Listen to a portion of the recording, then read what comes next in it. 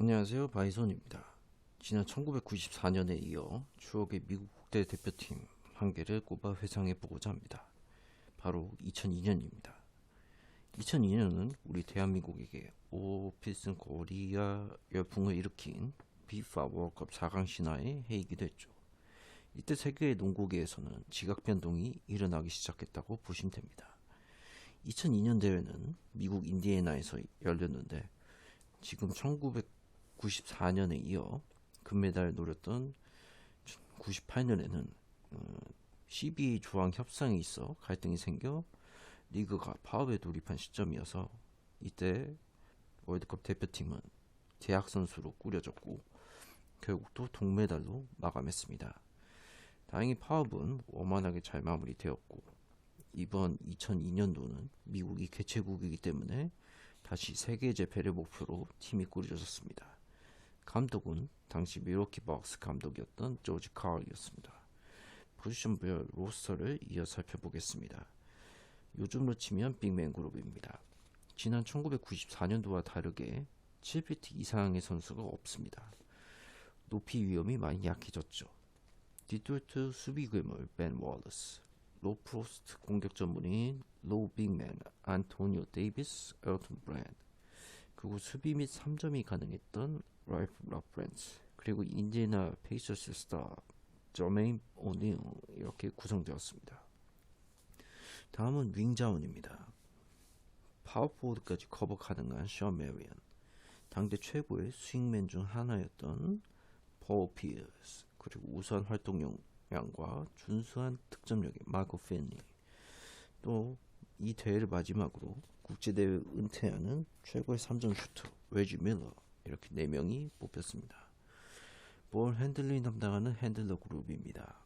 99년도 드래프트 동기인 두 가드, 먼저 운동 능력이 화려하고 또한 대단했던 에런 데이비스, 패스 퍼스트 마인드의 가드 안드레 밀러, 이렇게 있었고, 그리고 2002년도 드래프트 2픽이었던 제이 윌리엄스, 이렇게 뽑혔습니다. 이제 대회를 어떻게 치르는지 본선 1차부터 보겠습니다. 전에 설명드렸던 2023년도 대회 대비해서 마찬가지 참가국이 적었습니다. 16개고요. 4개 조로 편성되었습니다. 미국은 그 당시 C조에 속해 있었는데 독일, 중국, 알제리아와 함께 했습니다. 시작은 좋게 했습니다. 알제리를 크게 이기고 덜크 노비츠키가 이끄던 독일 상대로도 어렵지 않은 승리. 야오밍의 중국도 마지막 경기에서도 이기며 C조 1위로 마감했습니다. 여기서 조 1, 2, 3위는 2차 조별리그로 가서 8강전 치르는 상대를 고르는 과정을 겪고요. 조 4위는 13위에서부터 16위 결정 토너먼트로 이동합니다. 2차 조별리그에서는 총 12개 팀이 2개 조로 총 6개 팀씩 나뉘는데 이때 1차 조별리그에서 만난 상대가 아닌 다른 3팀을 만나게 됩니다. 미국은 본선 2차에서 독일, 중국과 함께 아르헨티나, 러시아, 뉴질랜드와 함께 조편성됩니다. 즉 아르헨티나, 러시아, 뉴질랜드와 3경기를 또 치러야 하는 상황이었죠. 러시아와 뉴질랜드는 어렵지 않게 무패행진 계속 이어갔으나 아르헨티나를 상대로 고전을 하면서 불길한 징조를 보이기 시작했습니다. 이 경기가 NBA 출신 선수들로 꾸려진 미국 국대 대표팀 무패행진을 깨는 첫 경기가 되었습니다. 아르헨티나가 당시 마누 지노블리, 안드레아 너지아니 등 황금 세대 멤버였는데 이때 상대로 리드를 찾아오지 못했고 공격에서 부진하며 패배를 하게 됩니다.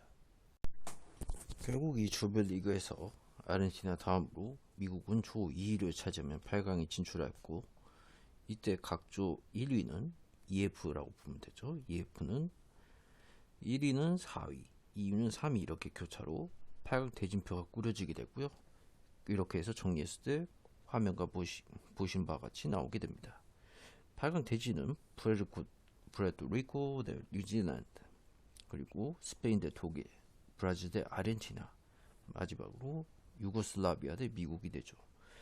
오른쪽이 어떻게 보면 FIFA 월드컵하고 좀 분위기가 비슷해 보이죠.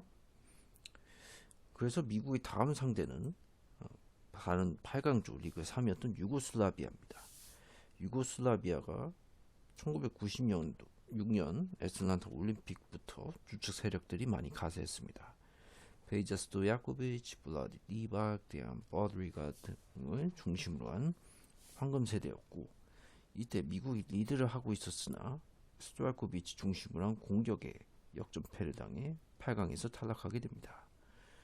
그래서 다른 경기들 추가로 보면요, 일단 뉴질랜드가 푸에르토리코 상대로 승리, 독일이 스페인을 상대로 승리, 아르헨티나가 브라질 상대로 승리하게 되어서 결국 유고 대 뉴질랜드 그리고 독일 대 아르헨티나의 4강 대진이 완성되었고, 각각 결과를 치른 결과 유고슬라비아와 아르헨티나의 결승 대진이 완성되고, 뉴질랜드 대 독일은 3, 4위전을 치릅니다.